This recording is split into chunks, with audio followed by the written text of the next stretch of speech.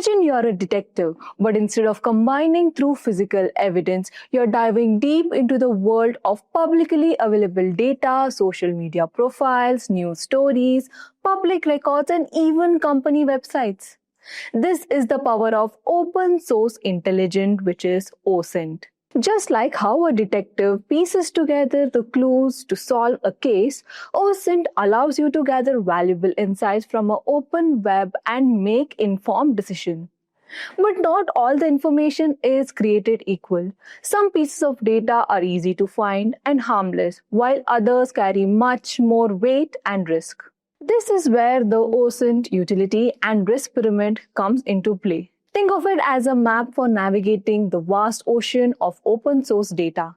As you move up the pyramid, the information becomes more specific, sensitive, and potentially more dangerous if misused. In this session, we'll walk you through the layers of OSINT pyramid and helping you understand how each level of data can reveal more than just one surface and how to handle that intelligence responsibly. By the end, you'll also see how OSINT is not just about collecting data, but understanding its potential impact, whether it's harmless or high risk. We will start by understanding what OSINT is and why it's such a critical tool in today's information-driven world, touching on its use and everything from security to business intelligence. From there, we'll dive into the OSINT utility and risk pyramid, a framework that breaks down the evolution of intelligence from basic, accessible data to high-risk, sensitive information. Each level of pyramid uncovers a different layers of intelligence, revealing insights that become more impactful as you move higher. We'll then look at how data changes from a low risk to high risk at each stage using real-world examples and illustrate the shift. And finally, we'll discuss how to access and manage the risk associated with each layer, ensuring that you handle OSINT responsibly and ethically. This session will wrap up with actionable key takeaways to apply in your own OSINT work. Now, before we dive in, here's a quick question for you. What's the main benefit of open source intelligence? It's legal, it accesses private information, or it predicts the future. Let me know your answers in the comment section below, and for more such content, do subscribe to Simplilearn. As we dive into this topic, let's start by exploring what open source intelligence or OSINT actually means. Open source intelligence is a process of collection and analyzing publicly available information to produce actionable intelligence. Think of it as gathering valuable insights from publicly accessible data, sources like news outlets, social media, or even public records, all to help inform decision. Now that you have an understanding of what OSINT, let's look at some key characteristics. The first characteristics of OSINT is that it is only publicly available. This means that the intelligence you gather must come from open source, nothing hidden or private.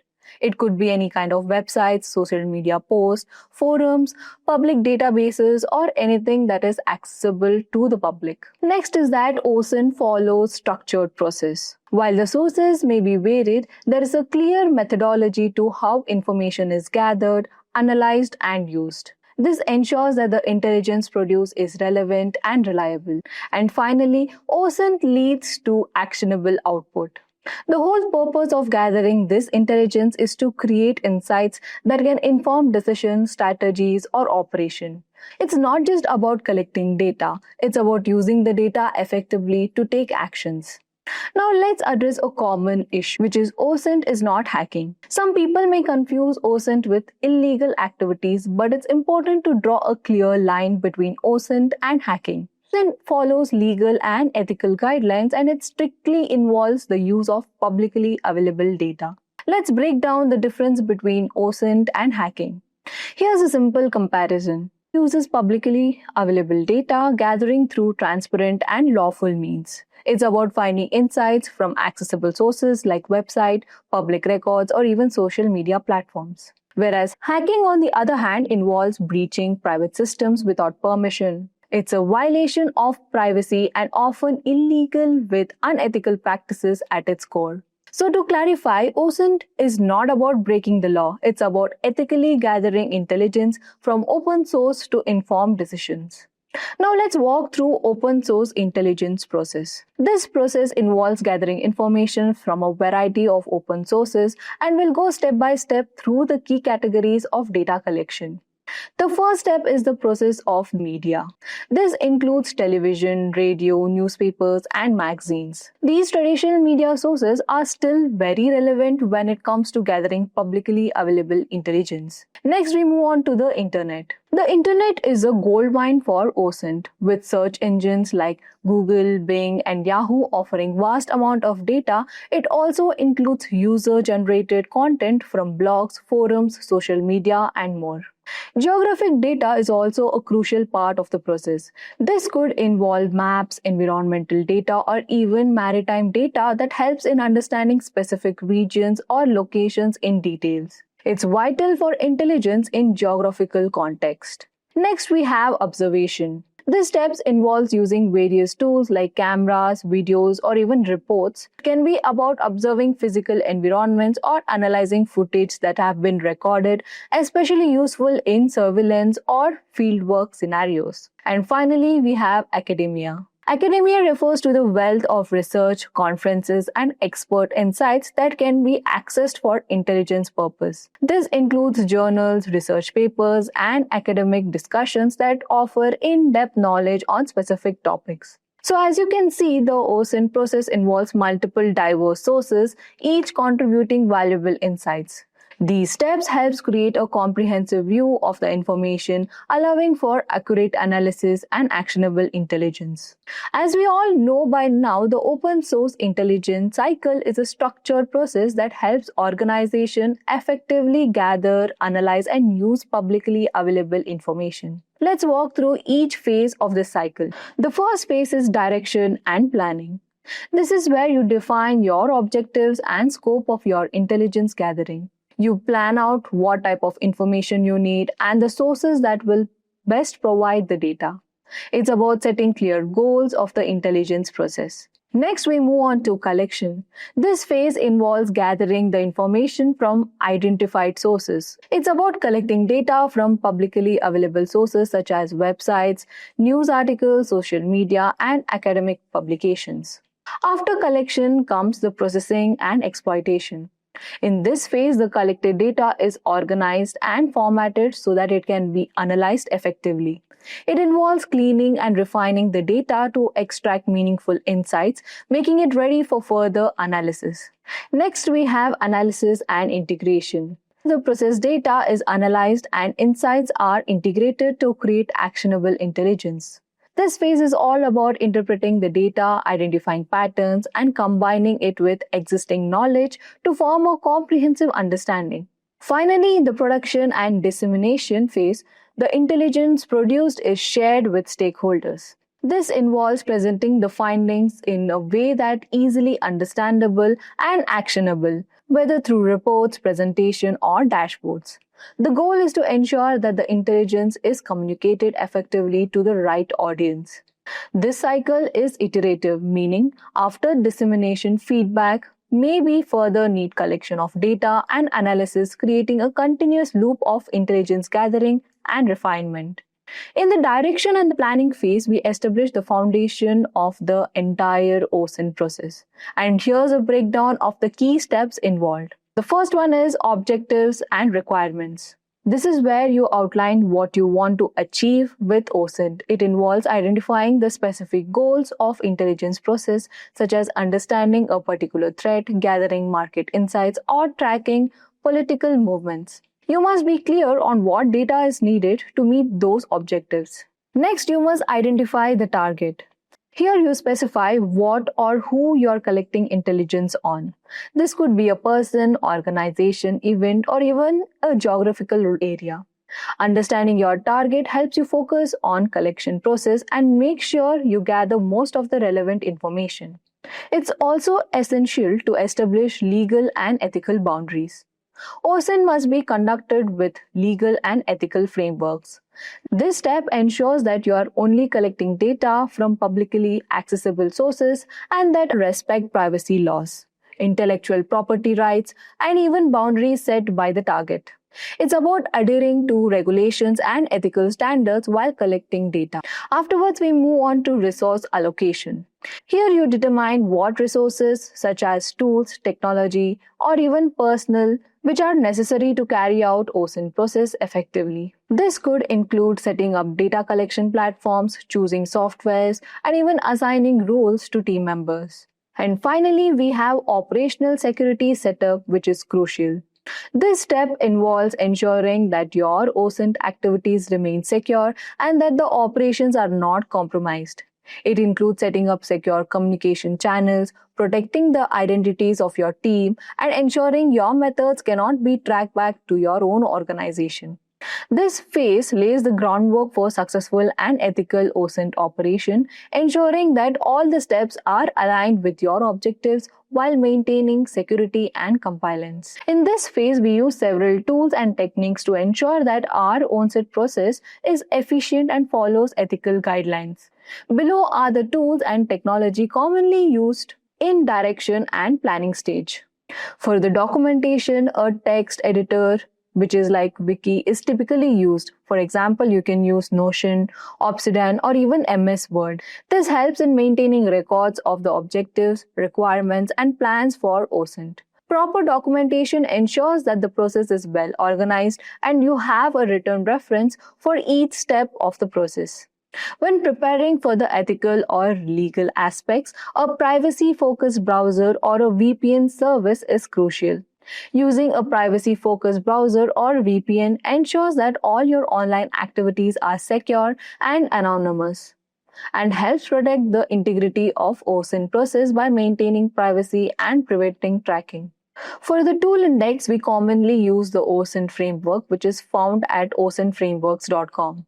This framework is a comprehensive resource for identifying and accessing various open source intelligence tools. It categorizes tools based on the type of intelligence they help gather, making it easier to find the right tool for the job. So we'll discuss about this tool later in detail. Lastly, for account creation, which is sock puppet, accounts may be used. These are fake or anonymous accounts created to protect the identity of a person performing the OSINT. Sock puppets are useful for researching and gathering information within revealing your true identity or affiliations. These tools and techniques are essential to ensure that OSINT process is efficient, secure, and ethically sound. The collection phase is critical to gather all the data needed for further analysis. In this stage, we focus on identifying, gathering data, filtering out irrelevant information, and documenting everything. Here's a breakdown of each step. The first step is source identification. This involves identifying the various sources from which you can collect relevant data. These could be websites, social media platforms, forms, public records, or any publicly accessible information that could provide valuable intelligence. Next, we move on to data gathering. Data can be collected from different parts of the web, and one of them is surface web. This includes all the publicly accessible websites, which are the easiest and most common source of OSINT. Next, if you talk about deep web, data found in the deep web like academic papers or datasets which aren't indexed by standard search engines. And then we have social media. Social media intelligence focuses on gathering intelligence from social platforms such as Twitter, Facebook, Instagram, and others. Social media can be a rich source of real-time information and sentiment. Once data is gathered, the next step is initial filtering. This phase involves sifting through the collected data to remove irrelevant or low-quality information. It's about narrowing down the vast amount of data to only what is meaningful and relevant to the intelligence objectives. All collected data needs to be documented systematically. This includes noting down the source of information, time of collection, and any other relevant details to ensure transparency and traceability. In the collection phase, it's essential to focus on identifying the right sources, gathering meaningful data, filtering out noise, and keep track of everything collected for further analysis. In the collection phase, various tools and techniques are used to gather data effectively from different sources. For general search, we have Google Dorking, which is advanced operators, is a powerful technique. This involves using advanced search operators in Google to find specific information that's not readily accessible through basic search queries. It can help locate hidden or specific data across the web, such as documents, login portals, or even any other indexed pages. When gathering data related to infrastructure, tools like Whois Lookup, example domain tools, Whois.com, DNS Dumpster, and security trails are invaluable. These tools allow you to gather details about domain names, IP addresses, and other network related data, which are essential for mapping out the structure of an organization's online presence. Tools like Shodan and Census are also used to scan and find devices connected to the internet. Additionally, we have Recon and the Harvest are widely used for gathering the information related to email address and others online details. For people or ID collection, social media sites such as LinkedIn, formerly Twitter, and other platforms are commonly used. These platforms help identify personal information and professional connection. Additionally, tools can be used to extract valuable data from public profiles. In the archives category, Wayback Machines such as archive.org is a vital tool. It allows you to explore historical snapshots of websites, which is useful for seeing how a website or a web page looked at its previous point in time. This is important for tracking changes, uncovering past versions of websites, or retrieving deleted content. These tools and techniques are crucial for effectively gathering open source intelligence across various domains, from general web search to more specific infrastructure and people-based data collection. The next phase, which is the processing and exploitation phase, is where collected data is refined, verified, and organized to prepare it for analysis. So let's break down those steps. The first step is filtering and cleaning. Once data is collected, it's essential to filter out irrelevant, incomplete, or low-quality information. This step involves cleaning the data to ensure it's accurate, relevant, and ready for analysis. For example, if you're removing duplicates, correcting errors, and eliminating unnecessary data points. Next, we move on to verification. In this step, the data is cross-checked to ensure its authenticity and reliability. Verification helps identify any false or misleading information, ensuring that only trustworthy sources and data are used for further analysis. After verification, we focused on data structuring. Data structuring involves organizing the data in a way that makes it easier to analyze. This could mean converting raw data into formats like spreadsheets, databases, or structured text that can be easily interpreted and processed by analysts. Metadata extraction is another critical step. Metadata refers to the underlying details of the collected data, such as time it is collected, the source, and other contextual information. Extracting this metadata adds an additional layer of insights, helping analysts better understand the context and relevance of the data. In cases where data is collected in multiple languages, language translation becomes essential. This step involves translating non-native language content into common language for analysis. It ensures that the intelligence gathered from different sources is accessible and can be evaluated in the same context. And finally, we have file analysis. This step involves analyzing specific files such as documents, images, videos, or others formats to extract actionable insights. It includes techniques like examining file properties, extracting text from documents, or performing image analysis to find hidden information. This phase refines the raw data into structured, verified, and usable intelligence, preparing it for deeper analysis and decision making. In the processing and exploitation phase, a variety of tools are used to refine and analyze the collected data. Below are the key tools used for each step. For metadata extractions, tools like ExifTool or FOCA, which is Fingerprint Organization with Collected Archives, are used. These tools allow you to extract metadata from files and documents.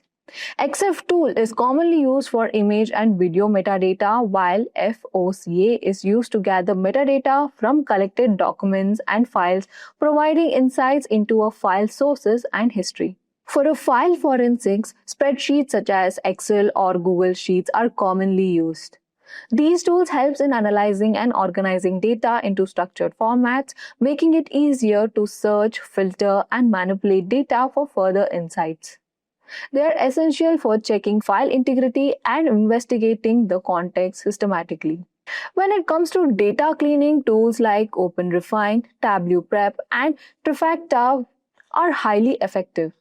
OpenRefine is used to clean messy data, transform it into structured formats, and explore relationships within the data. Whereas Tableau Prep and even Trifecta are also used for preparing and cleaning large datasets, making them ready for further analysis and visualizations. For timeline creation software is used. These tools help to create visual timelines that represents the sequence of events. They're essential for understanding the context of data, especially in scenarios where time plays a critical role in analysis. These tools are key to turning collected data into structured, verified, and meaningful intelligence, enabling accurate analysis in the next phases of the OSINT process. Next, we have the analysis and integration phase, where collected and processed data is analyzed. Patterns are identified and insights are integrated to form actionable intelligence. Here's a breakdown of the steps. The first step is pattern recognition. In this phase, the goal is to identify recurring patterns, trends, or anomalies in the data. These patterns could be related to specific behaviors, events, or connection, and spotting them is crucial for making sense of large datasets. This step helps reveal meaningful information that may not be immediately obvious. Next, we perform link analysis. This involves examining the relationships and connections between different pieces of the data. For example, in OSINT, this could mean linking social media profiles, IP address, or even geographical location to uncover networks, relationships, or influence patterns. Link analysis is essential for connecting the dots in complex intelligence gathering. Next, we focus on contextualization. The data means understanding the circumstances surrounding the data and placing it in the broader context. This helps determine its significance, relevance, and how it fits into a bigger picture. Without contextualization, data might be misunderstood or misinterpreted. Once this step is done, we move on to hypothesis generation. This step involves developing possible explanations or theories based on a platform and relationships identified. A hypothesis provides a framework for testing and further analysis, helping direct an investigation into areas that require more focus or verification. In bias mitigation, the goal is to reduce influence of personal or systemic biases that could destroy the analysis. This ensures that the conclusions drawn are based on objective analysis, not skewed by preconceived notions or biases. Bias mitigation is crucial for maintaining the integrity of intelligence process. And finally, we perform the risk assessment. Risk assessment involves evaluating the potential risk or implications of intelligence gathered. This could include assessing the accuracy of the information, its potential impact, or likelihood of being used maliciously. It's about understanding the potential consequences of intelligence before taking action. This phase is essential for transforming raw data into reliable and actionable intelligence that can guide decisions and actions. In analysis and integration phase, specific tools are used to analyze, map, and query data effectively. Here's a breakdown of the tools commonly used in this phase. For link analysis, tools like Maltego or I2 Analyst Notebook, which is IBM, are widely used. Maltego allows users to visualize relationships and connections in large data sets, making it ideal for uncovering networks and understanding complex relationships. Whereas Analyst Notebook is an IBM tool that also focuses on visualizing and analyzing data relationships, especially in investigate scenarios.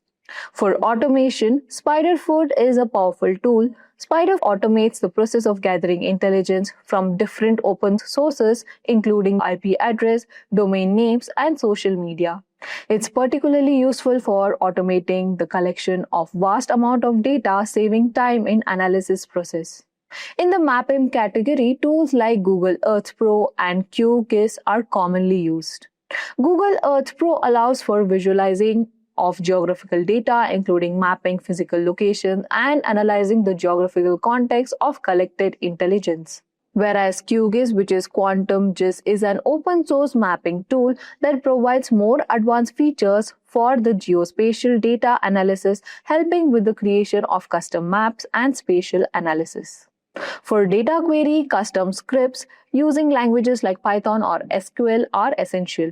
Python scripts are often used for automating data queries, analyzing data structures, and extracting insights.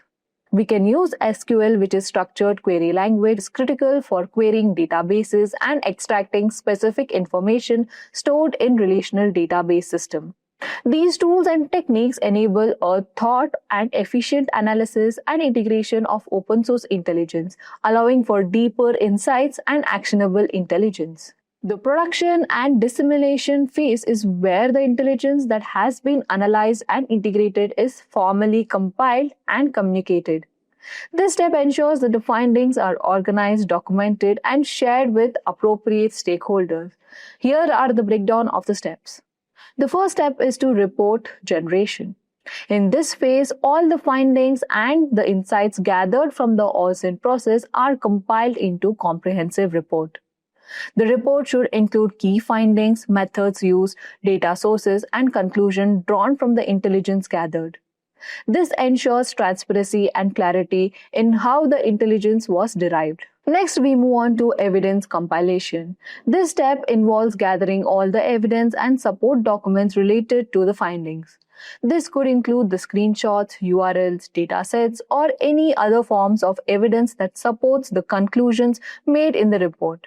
Compiling the evidence ensures that the intelligence is grounded in verifiable facts. Once the report and the evidence are in place, in this phase, data is presented in visual formats like graphs, charts, maps, and timelines. This helps make the intelligence more accessible and easier to understand, especially when presenting complex relationships or patterns. After visualizing the data, recommendations are made.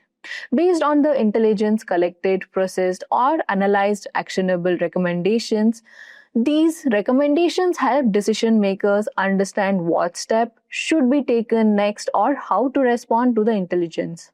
And finally, we move on to the dissemination phase. This step involves sharing the report, evidence, visualization, and recommendations with the intent audience.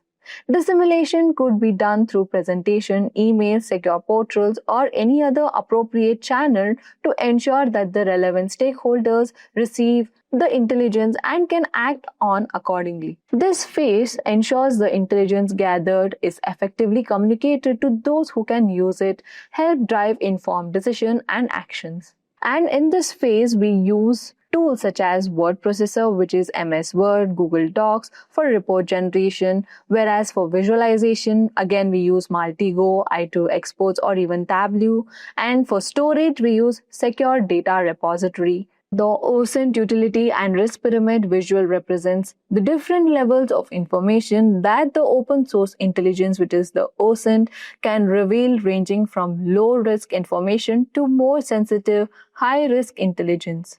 Each level of pyramid corresponds to how OSINT reveals specific details, from the most general to the most sensitive.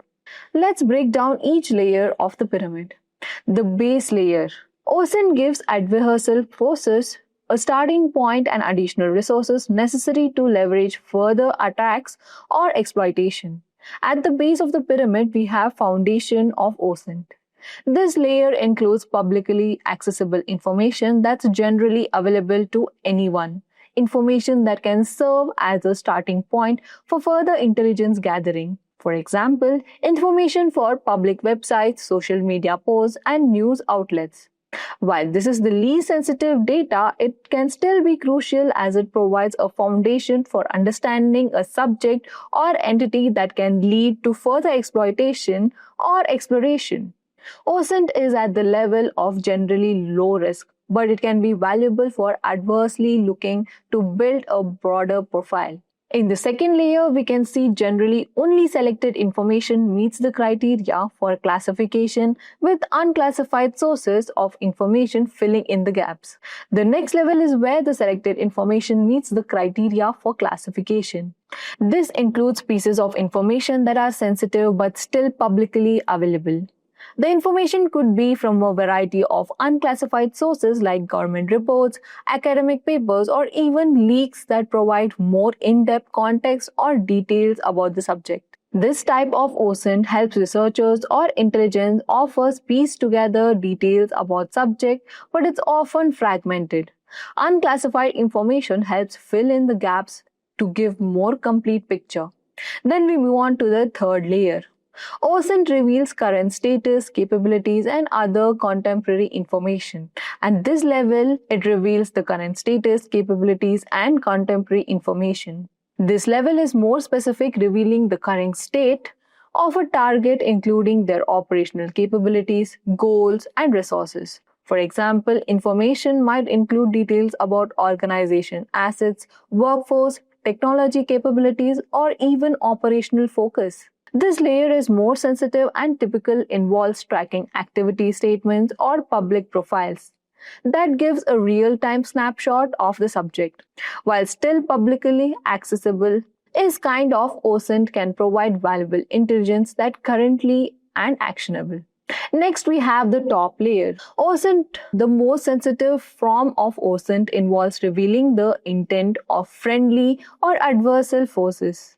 This level provides insights into the intention and strategic goals of an individual organization or government. Information from this layer might could form an intelligence about groups' political or military objectives, their future plans, or even their strategies for giving the objective. It's the most sensitive and high-risk information as understanding a target's intent can lead to predicting actions or formulating the countermeasures. This layer of OSINT is highly valuable but carries a higher level of risk as it can be used for malicious purposes if it falls into the wrong hands. The OSINT and risk pyramid provides a structured view of how open source intelligence can reveal different levels of information from general knowledge to sensitive intelligence. It shows how information evolves in importance and sensitivity, with each layer providing increasingly detailed insight. As OSINT moves up the pyramid, the value of the intelligence increases, but so does the risk involved in exploiting it. Now let's look into tools that actually help in performing OSINT. So in the first phase, we have direction and planning. The first step is documentation. For documentation, either you can use any text editor like Notion, Obsidian, or MS Word. So let's go one by one. So firstly, we have Notion.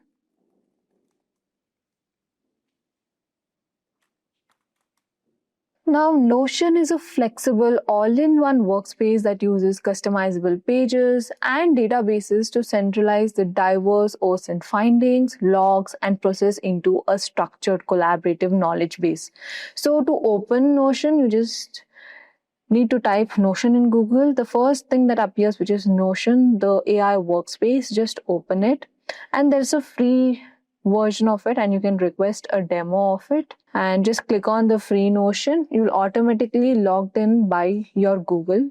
So here you can see you can search few things if you want to search for your previous things, home, meetings. There's also a new feature of Notion AI where you can ask anything and it will make sure to autocorrect it or research regarding research papers, etc. And you have a to-do list where you can just add your to-do list, etc. And also the mailing is also done. Now how to start with here? is you can just click on the new page and start documenting your observations or what procedure happens when your maybe your people's name, their identity, their services ka information, everything you can just jot it down. So this is the Notion part. Coming to Obsidian, it's a local first knowledge graph that uses plain markdown files and bidirectional linking to create a highly interconnected, private, and customizable network for complex OSINT case notes and data relationship. So for Obsidian, you just need to install this particular software. So here, get Obsidian for Windows. You can just click on it, it will get downloaded and you can install. After installing, you will be able to see Obsidian here. And if you open it, here this is the interface. Now what's the specialty about Obsidian is you can interconnect each document, whatever you have created, and these are the data points. So every document will be linked to this data point. So you can start with one data point and you can write entire their identity, and then next you can write their IP address, what are the systems they work on, and then they can go on to the next dot which is connected, which might be personal details. It's easy for us to just take a look and know which information is there in which folder. So this is about Obsidian, and you have multiple other options like graphing and other documents. Insert templates, calendar is also given in this. Apart from this, you can use MS Word. This is a very standard processor. So it's inbuilt in every system.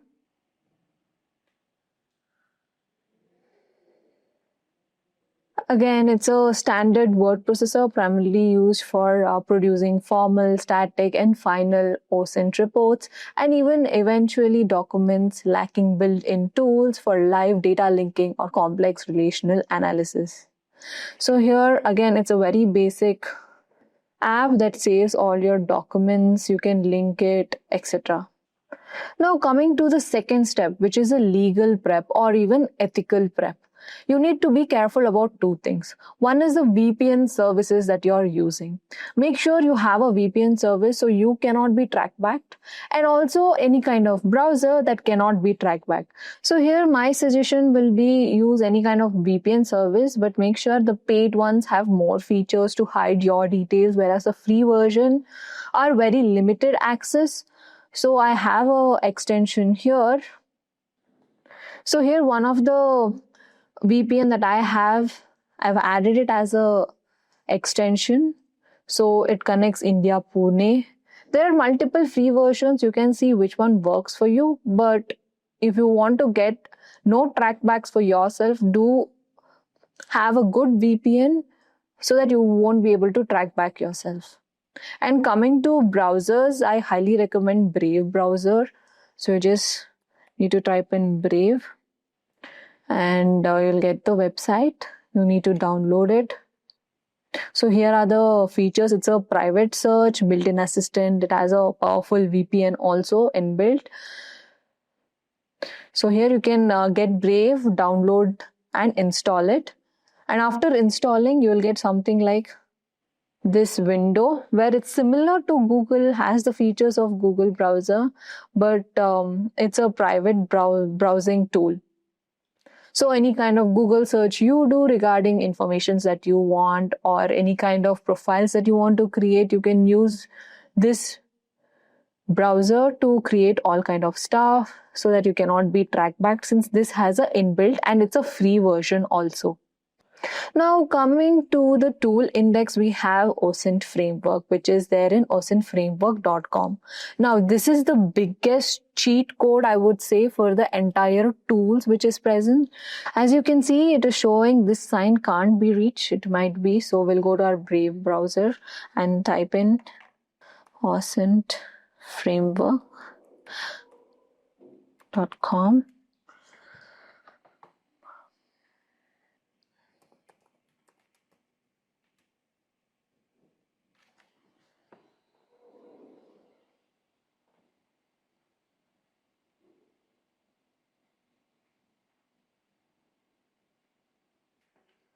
So as you can see, this website comes up.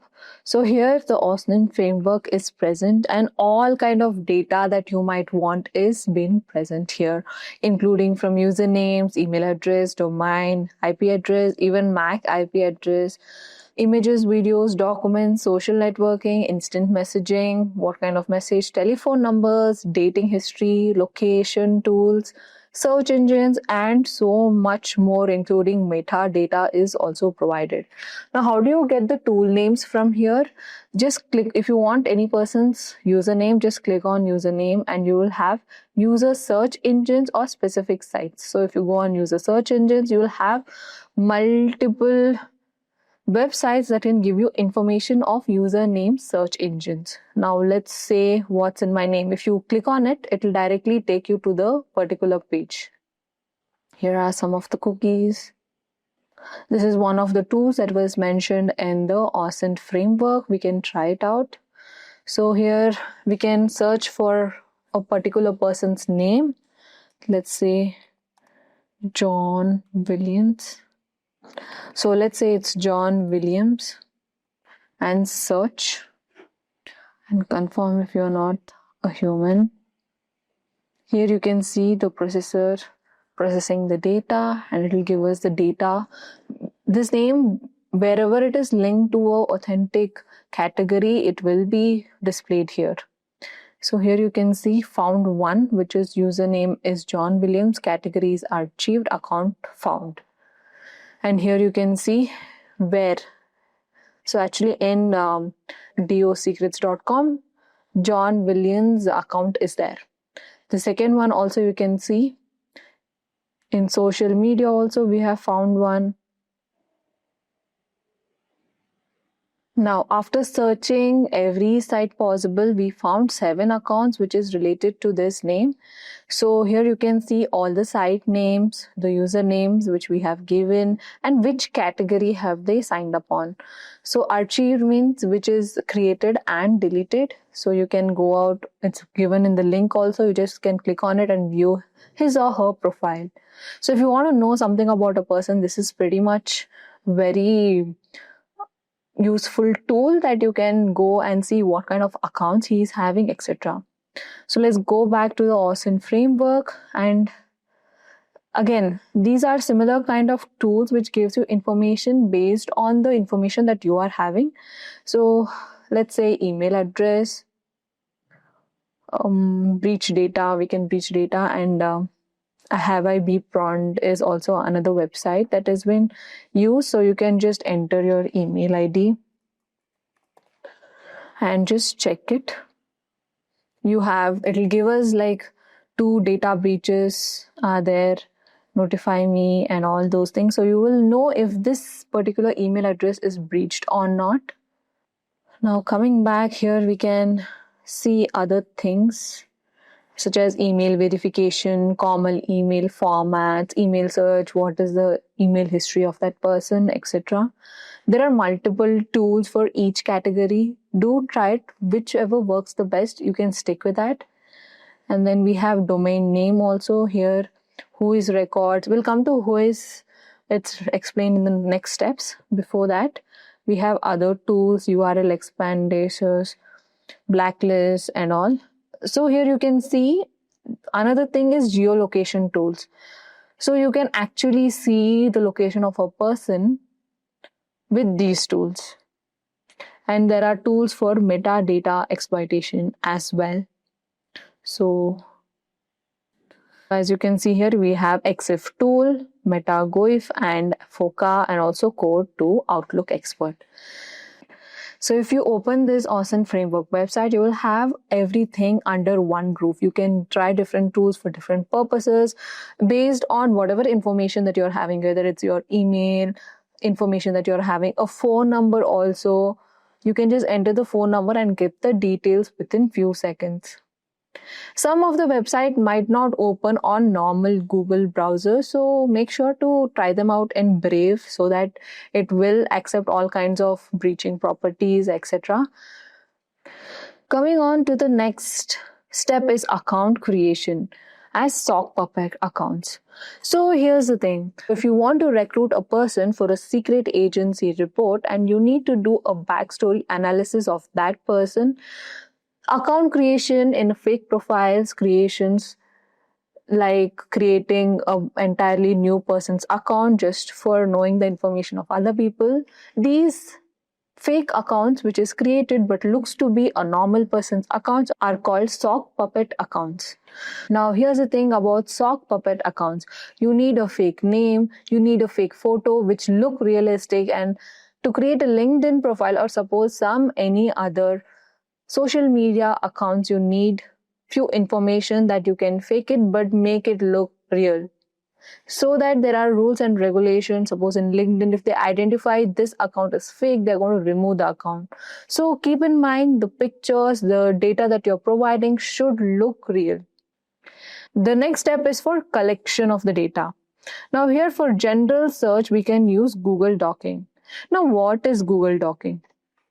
Google Dorking is a process of using advanced search operators in your Google query to drastically narrow results and uncover specific, often hidden or sensitively publicly indexed information that a normal search wouldn't reveal. The format involves combining your search keywords with these special operators. Suppose if you want to know about a site, you just type in site and give the site name. And next one is to write the file type to search for a specific file extension. If you want an Excel file or a Word file or any kind of document, you can mention it here. So next go with file type. Let's say I need an Excel file. And then finally you have in URL. This is to find the keywords in the URLs. So whatever keyword that you want to find in that site, you can mention it here. So you can type in URL and give the name. Suppose I need a document which says index of. So any document which has this keyword will be shortlisted and shown here. So in this format, you can search for documents which are hidden. Also, often these results won't be showing much, so try it with different types of file types, different URLs, different kind of keywords. Experiment with your Google Dorking. Now next for infrastructure, we have Whois lookup. Whois is a query and a response protocol used to retrieve the publicly registration and contract details, suppose like owner name, address, email, registration, date, etc. for a specific domain name or even any kind of IP address from its corresponding registry databases. So let's first open this. So again, I'm opening it in Brave since it's a safer version. So this is the interface of Whois. So you can see, you can enter an IP address and you can check. So let's do an example. Let's find a great domain name and let's look out for the IP address. So I need the information of Amazon, let's say. So let's click on amazon.com. That's the IP address that I'm going to give him. So here you can see entire domain information is there, which includes the domain is Amazon, registered on so and so on date, expires on so and so on date, updated, status is client, delete, prohibited. Then we have registrar information, under whose name is it registered, email address of that particular person. Phone number is also provided, registrant contact is also provided, and technical contact. This usually discovers and visualizes maps and entire public-facing infrastructure of a target domain, including subdomain, host records, and associated IP address. So let's just check in that. So here, let's check for Microsoft. And you can start the test. So here you can see the location is updated.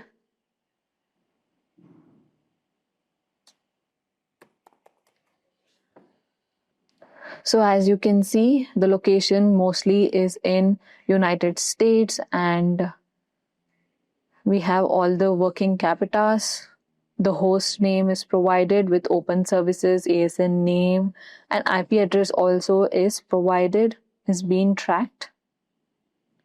There's also service and banners, hosting networks, hosting from USA, Canada, as well as some other countries, such as Netherlands. Next, for people's ID, we have obviously social media sites such as LinkedIn, X, Twitter, etc. And we have GHunt also. So here we can search for the name, check with their background, check if they match your requirement status. If there is anything fishy, you can just document it back. Next, we have archives, which is basically the Internet Archive, which is a massive digital library that takes historical snapshots of websites over time. It is an indispensable OSINT tool for recovering deleted content, tracking changes in website structure like old employees list, hidden subdomains, or even forgotten files. Are generally viewing a website past version to find information no longer present on the current live page. Now again, open archives.org in the Brave browser.org. Now, this is a misleading website. So here you can see best cell phone deals, latest Samsung phone, but you have opened archives. So you can just randomly click on some option and it will take you to the actual website. Now here, whatever you search in, all the old information is going to appear. Now, suppose I search for the same person here. If he has any profile that was created and deleted, and it will still appear here. Next, moving on to the next step, which is processing and collection.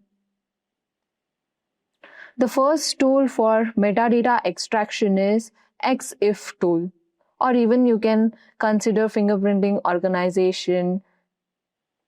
So for the next step, which is processing and collection, the first step is to extract the metadata, which can be done by ExifTools or FOCA.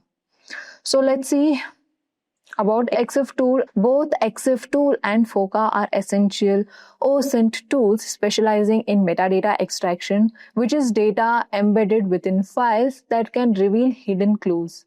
ExifTool is a powerful cross-platform command line utility that supports nearly 180 file formats, especially images and videos, to write, read, and edit metadata, often revealing GPS coordinates, camera models, or even timestamps.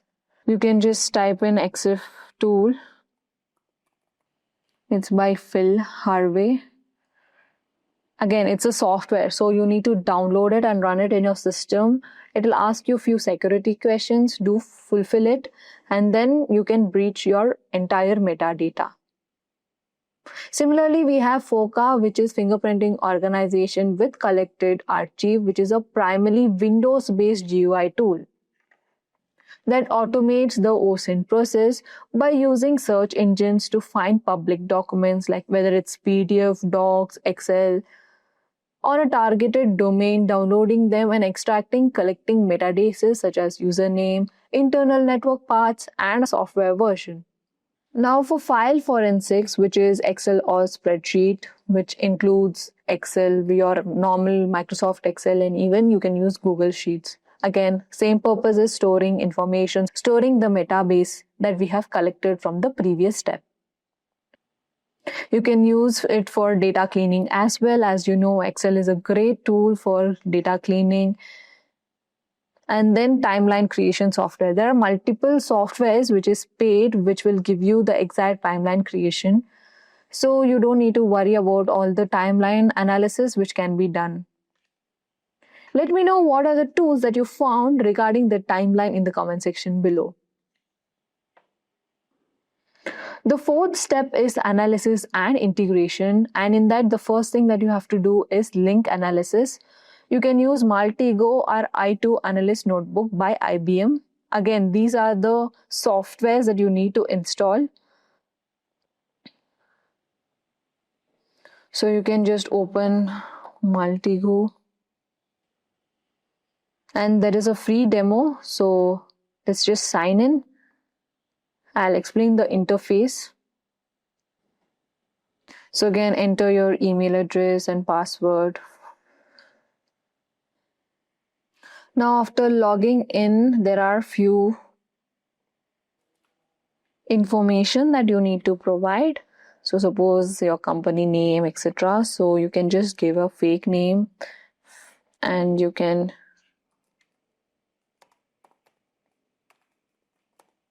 proceed with it.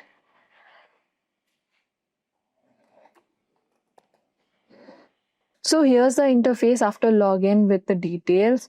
And for a free version, you cannot do much, but for a paid version, you can actually create the graph.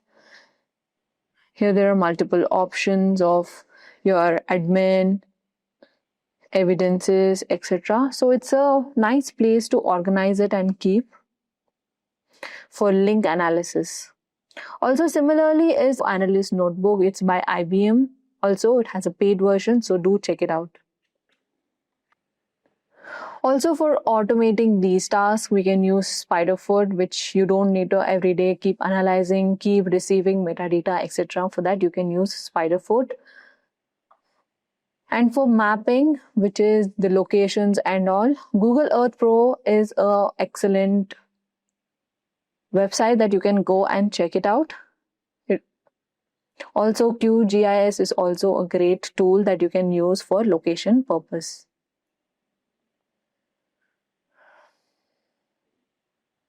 And for the last step, which is production and dissemination, again for report generation, we can use word processor, which we already have gone through it, which is MS Word or Google Docs. Any presentation software would work great. Again, for visualization, you can use Maltego and Tableau. Again, Tableau is also good. If you're a student, it's a free version. You can download it up to a certain point system. For a working professional, you can buy it. It's a great tool to do all the analysis part, visualization part as well. And storage also, there are multiple storage options you can choose from, whichever is comfortable for you to use, but make sure it is a secure data repository. So these are the tools that are generally used for OSINT. All the tools that you need are present in the frameworks.com, which is osintframeworks.com. Do go and check out each one of them so that you'll have an idea what each website can do, how to get information, how to track your metadata, how to track geolocation, phone numbers, email address, etc., which might help you in your research work. As we wrap up this session, remember that OSINT is more than just gathering data. It's about understanding the layers of intelligence and associated risk. From public social media posts to more sensitive high-risk intelligence, every level of OSINT reveals a different piece of the puzzle. The OSINT utility and risk pyramid has highly informative moves from low-risk accessible data to highly sensitive insights that can have a profound impact on decisions or actions. Understanding this pyramid helps you not only gather intelligence but also manage the risk that comes with it. Whether you're a cybersecurity expert, journalist, researcher, or even a business analyst, the way you handle OSINT will directly affect the quality and safety of the intelligence you work with. So if you move forward with your OSINT practices, keep the pyramid in mind and always approach your work ethically, responsibly, and with an awareness of potential risks. Thank you for joining for this session, and I hope you are now equipped with the knowledge to navigate the complexities of OSINT in a thoughtful and impactful way. Until next time, keep learning with Simplilearn.